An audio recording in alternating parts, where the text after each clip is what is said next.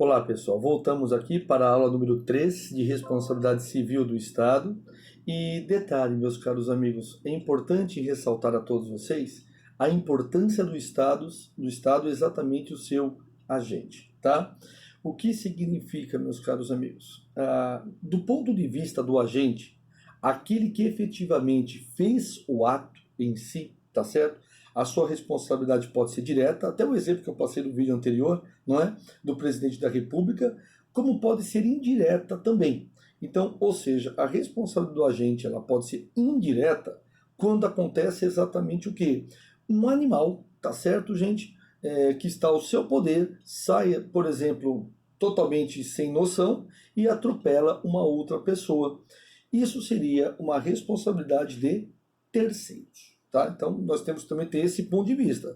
Será que foi aquele, meus caros amigos, que realizou o ato?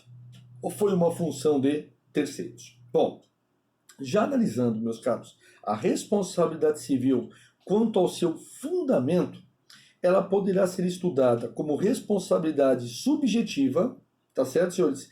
Que sempre o pressuposto é a culpa ou o dolo. Tá? Então, quem estiver anotando, anote isso. A responsabilidade subjetiva é sempre quando o pressuposto tiver o quê? O dolo ou a culpa. Dolo é a intenção de fazer aquilo. E a culpa é aquela ingerência de não fazer. Tá bom? Ingerência de não fazer. Portanto, gente, para a caracterização, não devem existir alguns elementos. Para que exista essa responsabilidade que nós estamos falando subjetiva, devem existir alguns elementos. A conduta, o dano, a culpa e um nexo de causalidade. Repetindo, a conduta, que é o ato em si, o dano, que é o prejuízo, a culpa, que é a negligência, imprudência ou imperícia, e um nexo de causalidade. Ou seja, aquilo que efetivamente a pessoa fez tem que ter conotação com aquilo que a outra pessoa sofreu. Então, por exemplo, vou dar um exemplo trabalhista. Eu estou trabalhando e sofro um acidente de trabalho. Por que um acidente de trabalho? Porque em virtude do trabalho que eu estou realizando. Tudo bem, gente? Diante desta situação, gente, tem que ter então esses elementos: conduta, dano, culpa e nexo de causalidade, tá?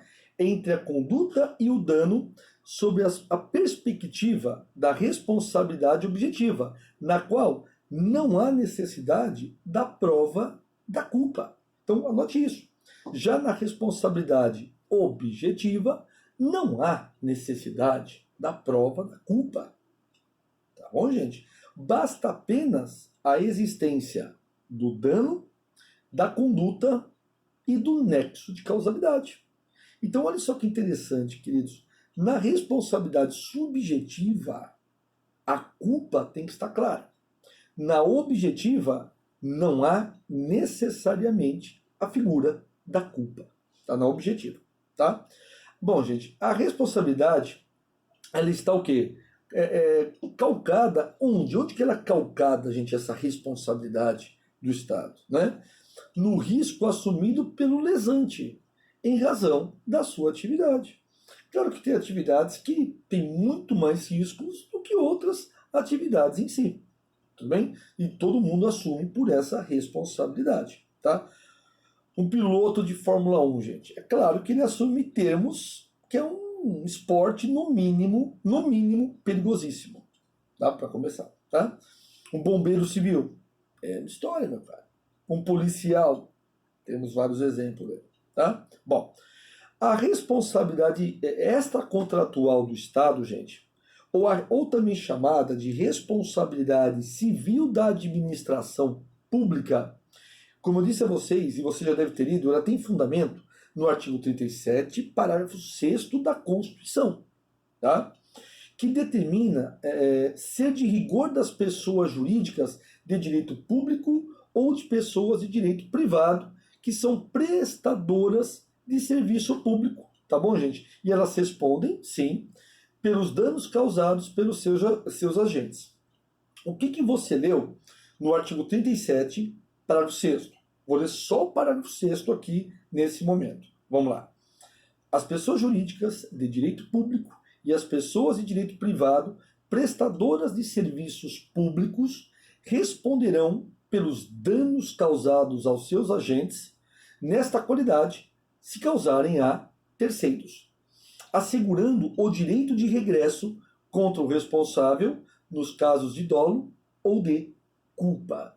Então, as pessoas jurídicas, meus caros, de direito público, administração pública direta, indireta, ou de direito privado, que são prestadores de serviço público, como por exemplo, meus caros amigos, como por exemplo, uma concessionária, tudo bem, sem problema nenhum, tá? Responderão por esses danos, né, gente, que seus agentes atuam nessa qualidade.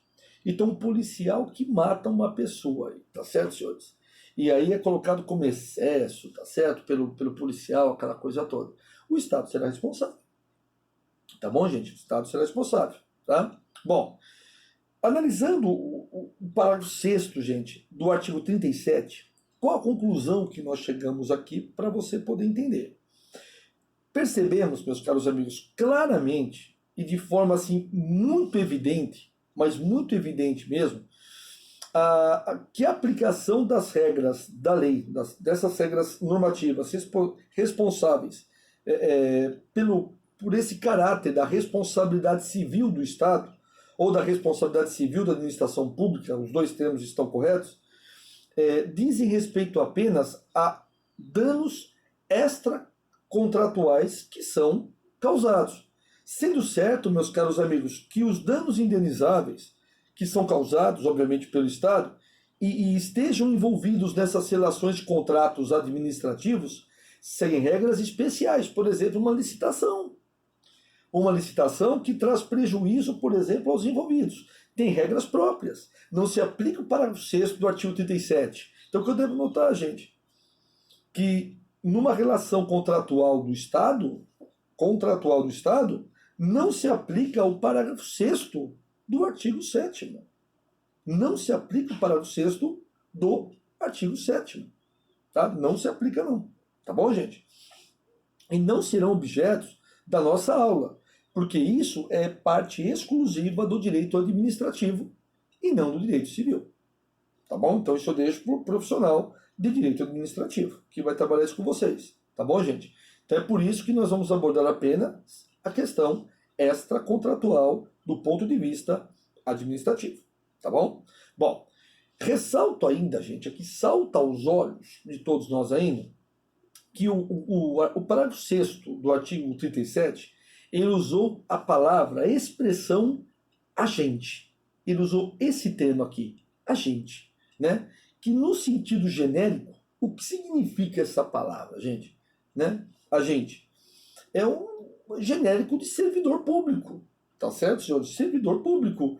E fez com que fosse passível de responsabilização objetiva todos os danos causados por pessoa encarregada de algum serviço público. Tá? De algum serviço público. De caráter permanente, de caráter transitório, tanto faz, gente. Basta, sabe o que falta apenas, gente? Basta apenas que ele tenha praticado esse agente na qualidade de agente público. Ou seja, que ele se encontre em serviço do poder público. Exemplo, eu sou perito. Então, imaginemos se eu cometo algum dano como perito a alguém. Eu responderei aqui, gente, claro, pelo parágrafo 6º do artigo 37. Porque eu vou estar acarretando prejuízo a alguém. Veja, eu não sou um servidor público na concepção da palavra. Eu sou um agente público, porque eu sou um perito judicial, grafotécnico, né? Assinaturas verdadeiras, falsas, coisa toda. Se eu fizer alguma besteira e, sei lá, for comprado, for financiado por alguém, prejudiquei terceiros, nesta hipótese, meus caros, é óbvio, é evidente que eu responderei como agente público. Tá? E essa responsabilidade objetiva, gente, que dispensa a culpa, você já notou isso, né? Responsabilidade objetiva, dispensa a culpa, ela pode ser adotada pela responsabilidade do Estado por danos causados pelos seus agentes, tá?